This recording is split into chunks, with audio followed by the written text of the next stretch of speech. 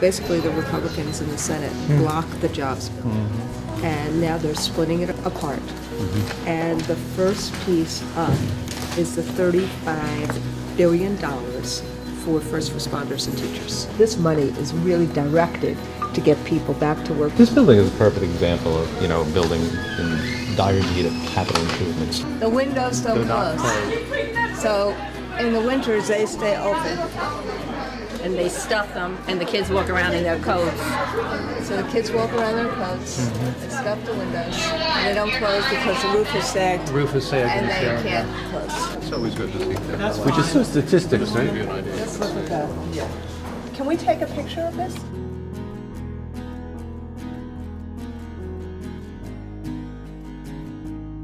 You deserve so much better. And one of the reasons that we're here today is because the president has proposed a very big package of money to get to schools to fix these conditions and to make sure that you have the resources you need. The school needs to be remodeled. It's like there's no fixing it. It has to be redone all over again. Our girls' gym is like falling apart. The boys' gym, the smaller gym, it's like you can't even breathe in there. It gets so hot. There's like no ventilation. The stuff is breaking. So part of this is the deferred maintenance, and at one point or another, when you don't have any money for maintenance, the school totally falls apart, and that's what's going on right now.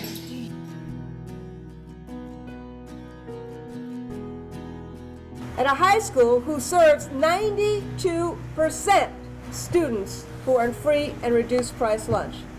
Going from 1,800 kids to 2,900 kids, sardine-like conditions, a high school that has beat the odds, won all these awards, doing a great job as a comprehensive high school because of all of you and what you have done. Give yourselves a round of applause. Your governor certainly doesn't do it.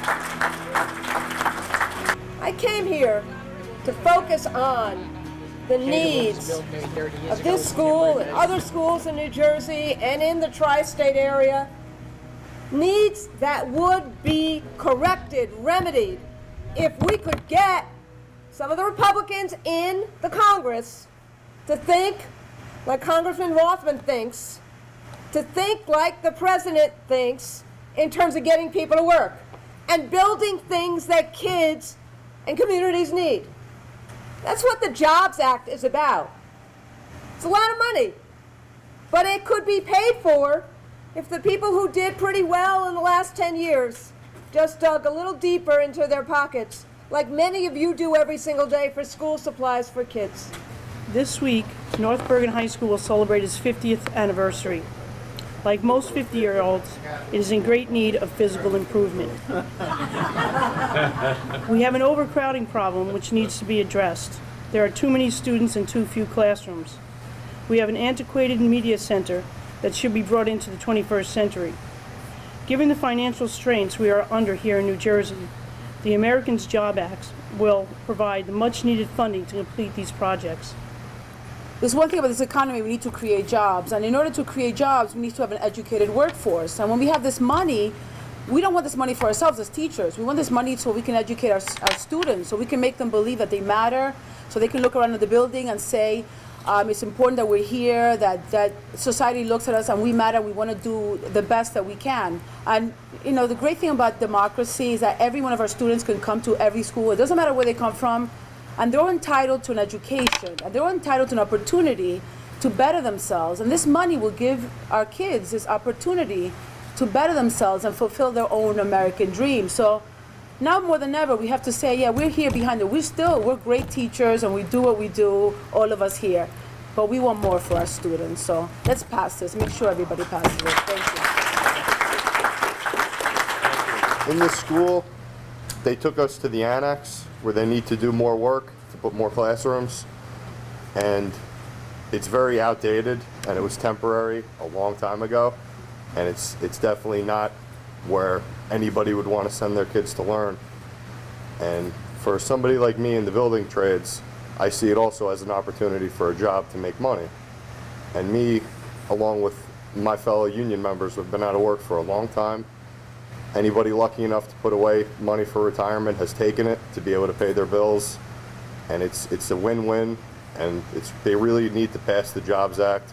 So projects like this that are fully ready to go, they had the money, and then Christie made them take it away and spend it. Will we allow a small group in our society to withhold the resources from our children that are desperately needed if our children are going to be able to succeed? Could you imagine a group saying we don't need more employment in the United States? Or saying that a school built like this one for 1,800 kids now has 2,900 kids doesn't need to be renovated? 300,000 fewer educators today than in 2008. Schools all across the country that need to be renovated, that need energy retrofitting, that need more space. And I came today to actually shine the spotlight on that in North Bergen. Because I knew before I walked into the school that there was an issue with overcrowding. This is what I didn't know. I didn't know that this community had marshaled the resources to fix this school, and that Chris Christie took that money from you. That I didn't know. And here we have the President of the United States saying, we want to fix it.